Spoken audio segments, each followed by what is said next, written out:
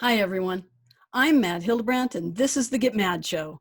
Today, our guest is Marco Serna, who's running for U.S. Congress in New Mexico's 3rd Congressional District. He's currently the 1st Judicial District Attorney in Santa Fe, Los Alamos, and Rio Arriba counties. Let's go.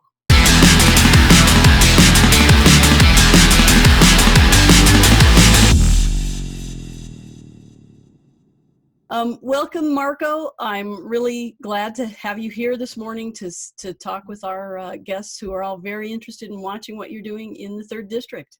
Mm-hmm.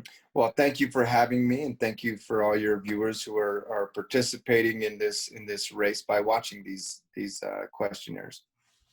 Yeah, and so right off the bat, we like to give you a chance to introduce yourself to the viewers and just in some fashion that makes you human, not the candidate Marco Serna, but who you are as a person. Well, that's a great opportunity to not have to just talk politics. So, hi, everybody. My name is Marco Serna. I live here in Santa Fe, New Mexico, originally from Espanola, New Mexico. And I am currently self-distancing with my fiance Leticia and our son Joaquin and his sister Anais and our turtle Craziness. We did not name him. We have really been enjoying our walks on the river during this COVID pandemic. It's been beautiful, actually. The days have been absolutely gorgeous. And also I found out that I have really enjoyed cooking as of late. So Leticia actually just got me a new knife set, which I was pretty excited about. Yesterday we got it in the mail. So very excited about my new knife set so I can continue to cook.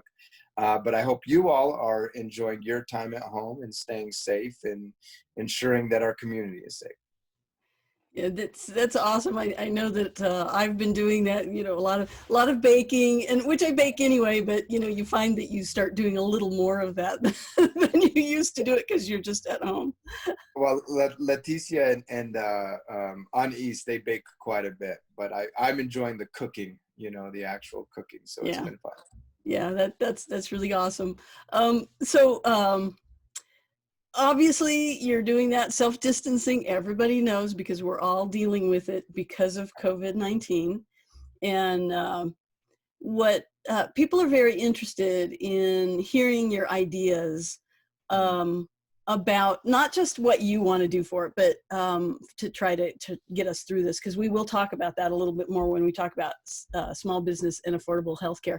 But can you just talk a little bit about how COVID-19 is maybe affecting your community and just some of your ideas on that? Well, I think COVID has really shown us the gaps in our healthcare system, which is something that I'm very passionate about in creating affordable quality healthcare for all, which we'll discuss. But rural communities have been affected disproportionately than your larger metro areas, which is unfortunate. So we need to ensure that they get the services that they need. But also, we're seeing it on our Navajo Nation. The huge impact it's had on that community with the lack of services, lack of staff, and lack of equipment. So we need to, for future reference, but also for the time being, ensure that those services are provided to all individuals, all communities. We need to have a better game plan for the future, because unfortunately, when it comes to pandemics, it's not a matter of if, it's a matter of when. So as a country and as a state, we can be better prepared. I think our governor has been very good in taking immediate action. And I think we all just need to focus on being as safe as we possibly can during this time. Yeah, and that's really important that we do talk about trying to become more prepared, and because we have been so woefully unprepared this time around, and it really has been upon the governors. And that's one of the things, when we see who gets elected into that position, those are the people, our legislators, who can try to make a difference in Washington, D.C. And well, I'm sorry. I didn't mean to interrupt. Well, President Obama actually created an agency, task force, what have you, to address this very issue. And unfortunately, when Trump came into office, he immediately disbanded it because Obama put it in. So, we need to have level-headed, whether you're Democrat, Republican, just level-headed individuals in those positions, so they don't do away with programs or services that are helping everybody just for the sake of politics. Oh, yeah, absolutely. And when you think about the fact that we actually had somebody assigned into that bio lab in Wuhan, so we wouldn't be guessing what's going on. And we had people in China who were specifically there to watch for emerging new diseases and Yep. to take them. We took them out. Trump took them out. And it will be legislators, it will be you or whoever goes in there that will then be trying to put that stuff back together. Yes. But let's talk about one aspect of this COVID-19 that is affecting everybody, that everybody is worried about, and that is their health care. And because that becomes very personal to people. Yep. So, and I know that that is affordable health care is one of those things that is on your platform and that you feel very strongly about. So could you speak to that? Absolutely. So I am in favor, and since day one have been in favor of expanding the Affordable Care Act. I believe that quality healthcare is a right, not just a privilege for the rich.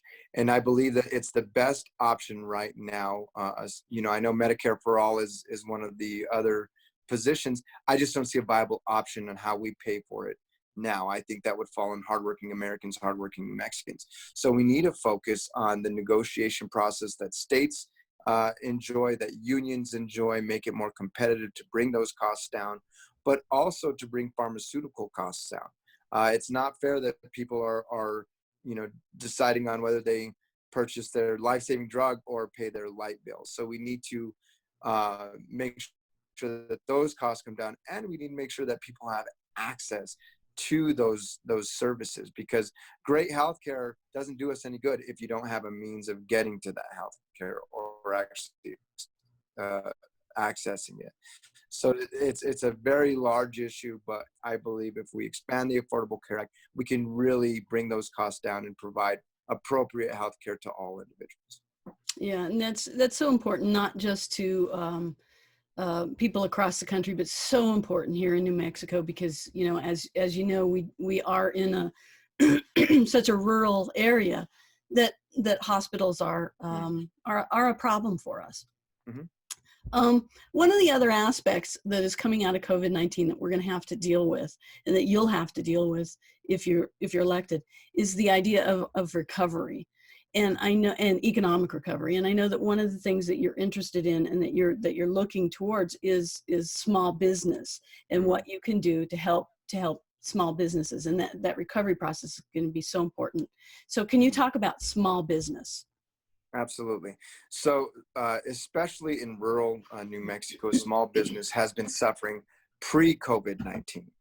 Now during this pandemic and after, we're going to see a lot of hurting small business owners. My mom is a small business owner. I have family members who are small business owners.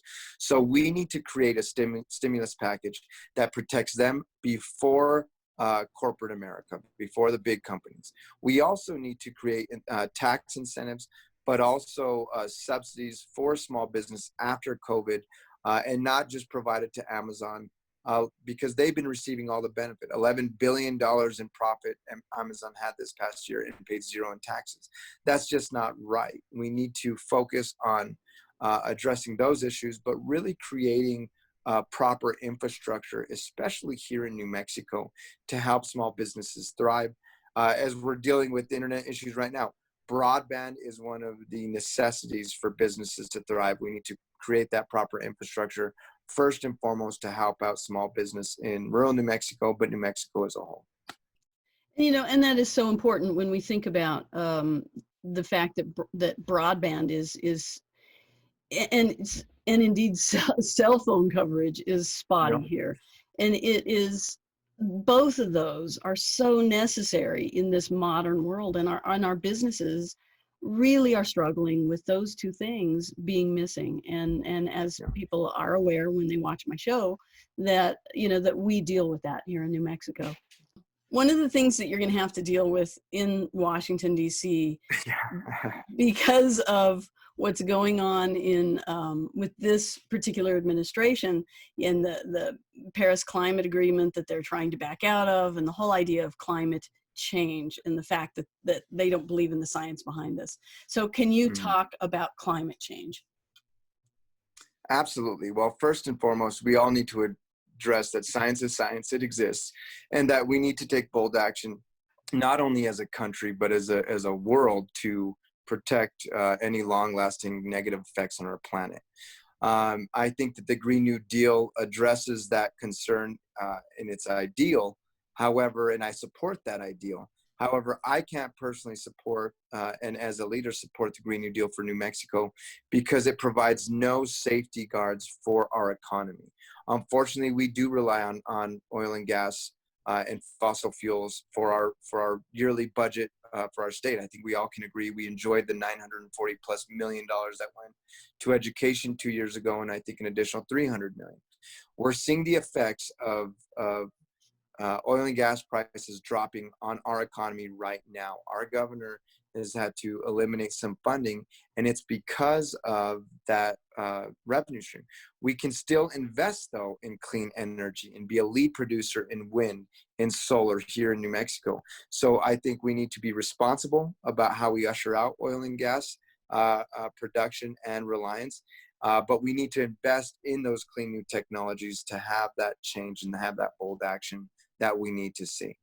Right. So what you want to see is a more measured approach to switching here in New Mexico from oil and gas and over into the clean energies then.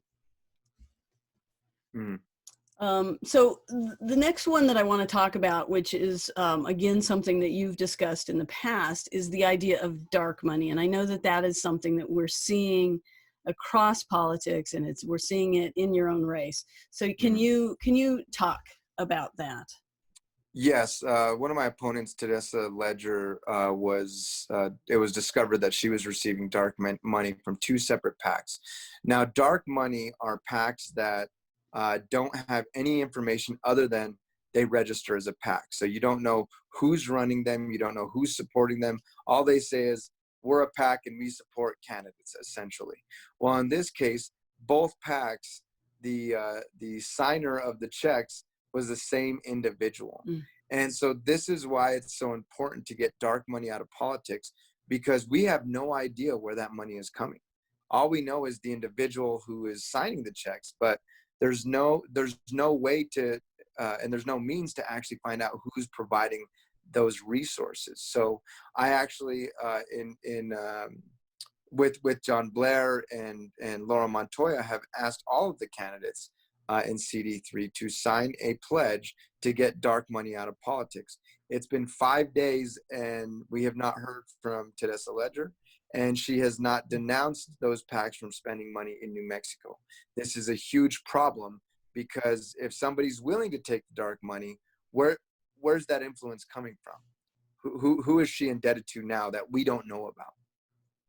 Yeah, and I ran for Congress down here in the second district, and so I paid a lot of attention to that too. And I know, as you know, that when you turn in your reports, you're telling, you're reporting where everybody where all your money comes from. Every dollar is accounted for. And what happens, a lot of the people out there are not going to realize this. What's happening with dark money is that it can come from China, it can come from Russia, it can come from anywhere.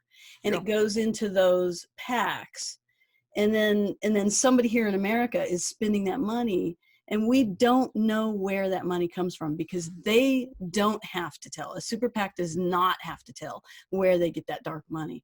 And this is the problem with Citizens United. This is why we need to get rid of Citizens United, right? Because it provides that avenue for money to come in from special interest groups that we don't know about. Yes, that's exactly right. So, we're not even just talking about money from America. We're talking about money from anywhere. And that is a problem. And I agree. And I'm glad to see that you guys are talking about that, and that you have the group of people that have signed on with you to say that they are willing to get rid of dark money out of politics in New Mexico and hopefully across the country. I want to thank you for being here. We're at the very end now. And I would like to give you another minute to appeal directly to your voters and explain to them why they should be voting for you, and also to give them your website information, which I will also have below and in the comments, and also under your picture of you on the show. So if you could go ahead and do that.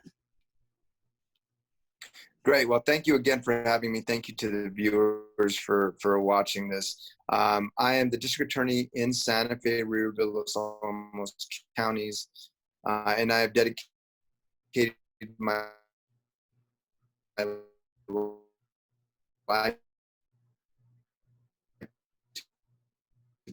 public service of community. I'm a leader on the opioid epidemic here in northern New Mexico, on the front lines, and I've been a leader on the front lines of the COVID pandemic, taking safety kits all across the district, but also going to the heart of the Navajo Nation to ensure that those people get some of the things that they need because they're most at risk. I'm the only candidate holding myself accountable for you, the voter, by having detailed position papers on my website, because you should know where your candidate stands and why. My messaging will not change. I truly believe I can represent the entire district because I have lived here my entire life, but also I understand rural New Mexico. I understand the more urban areas, and I understand the needs that we have as a rural community and a poor community to address certain issues. My website is marcoforcongress.com. I encourage you and I ask you to please look at all of our websites because being an informed voter will really help out in this race specifically, because there are so many candidates. So thank you again. I hope to earn your support. I ask for your vote. Well, again, thank you so much for being here. We really appreciate that. Thank you. And I know, you have a very busy schedule of your own, and I'm really glad that you were able to find some time to join us. And again, thank all of you for watching this, and I will appeal, as I always do, that you make sure to go to Marco's website and read more about him, and then read more about all of the other candidates, watch all of their interviews, and make sure that you are selecting the correct person, the person that you like the best for in the primary. Make sure you vote in the primary, because that's when you are selecting the person who is going to represent you on the general election ballot. Again, thank you everybody for being here and watching. Make sure you subscribe. Make sure you go to Marco's website. Thank you everybody for being here. And thank you also, Marco. Thank you for having me. You have a great rest of your day. Yeah, absolutely. You too.